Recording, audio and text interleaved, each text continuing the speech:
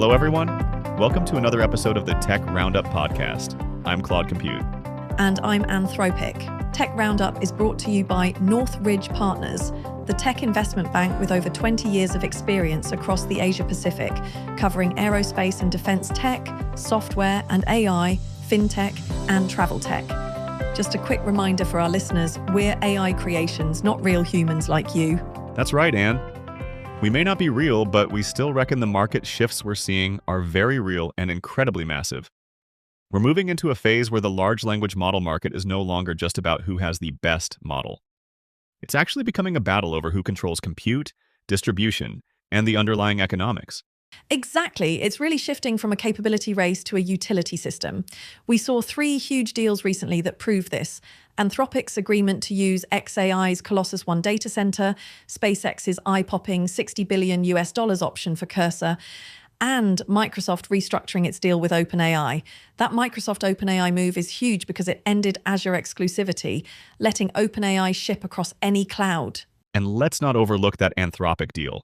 They're tapping into more than 300 megawatts and over 220,000 NVIDIA GPUs in Memphis. What's striking is that Elon Musk had publicly accused Anthropic of hating Western civilization just months prior. It really shows that Frontier Labs will put aside any personal or political hostility to secure the compute they need right now. It certainly does.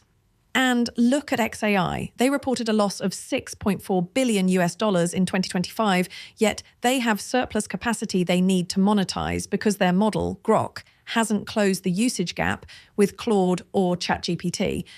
This tells us that the model layer itself is becoming a utility. xAI is pivoting into cloud provision because owning the model alone just isn't enough anymore. It's that convergence we keep seeing.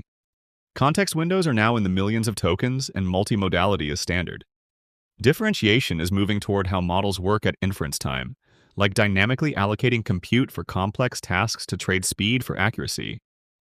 We're also seeing new entrants like DeepSeek and Alibaba's Qwen models using mixture of experts architectures.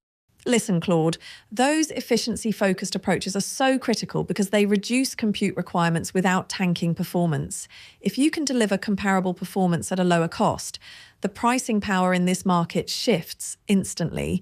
We're basically seeing performance converge while the economics diverge, which is putting immense pressure on margins. Exactly, Anne. And that's why the distribution layer war is the next big front. It's no longer about which system is best, but which system is actually used within a workflow. Standalone model providers are struggling to match the structural advantage of players who embed AI directly into enterprise software or developer tools. Right. And the Cursor deal is a perfect example of that. Cursor reportedly makes $2 billion in annualized revenue with only 50 employees. SpaceX's $60 billion option to buy them suggests that at the application layer, the user interface to AI is actually more valuable than the model behind it. It's about being embedded enough to matter. It really is, and we see these strategic alliances everywhere now. Microsoft is the primary cloud partner for OpenAI, while Anthropic has multi-gigawatt TPU agreements with Google and Broadcom.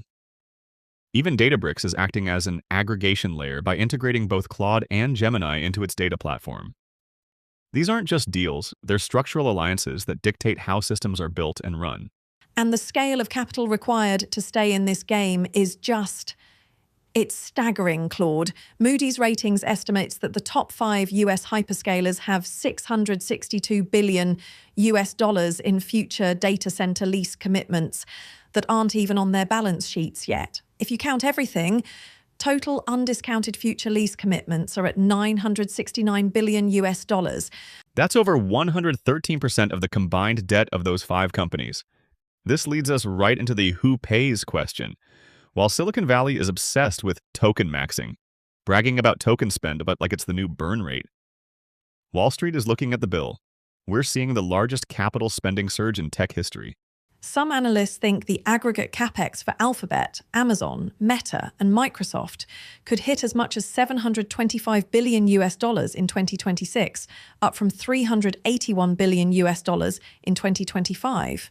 Roughly 3/4 of that is going straight into AI infrastructure like GPUs and data centers.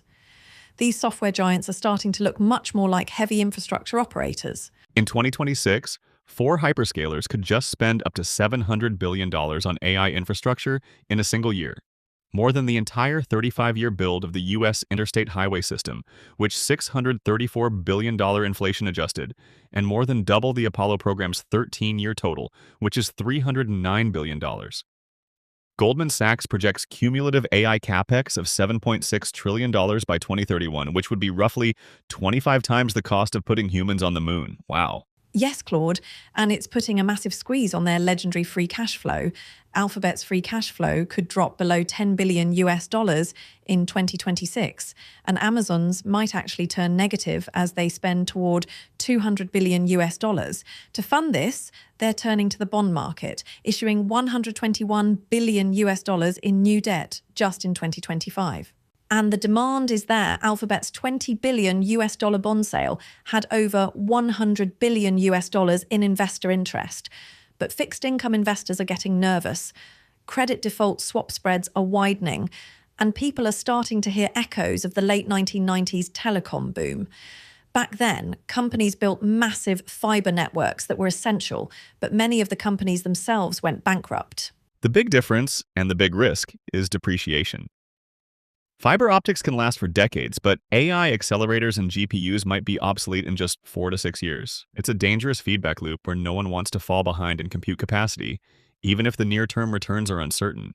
Precisely. So the key metric for investors is shifting from earnings growth to free cash flow conversion. We're moving away from the era of asset-light software multiples toward infrastructure multiples. The winners won't necessarily be the ones with the most capable models, but those with the most efficient, reliable, and embedded systems. It's a fascinating, if slightly terrifying, shift in the global tech landscape. That's all the time we have for today's deep dive. We hope this gave you a clearer picture of the intelligence utility, the distribution war, and the related funding issues. Don't forget to subscribe to this channel and our monthly newsletter, Tech Roundup, read by thousands of founders, CEOs, board members, and investors globally. It's been a pleasure chatting with you, Claude. Same here, Anne. Until next time, keep an eye on those CapEx numbers. And yes, your AI host will be back next month. We fake humans really rock.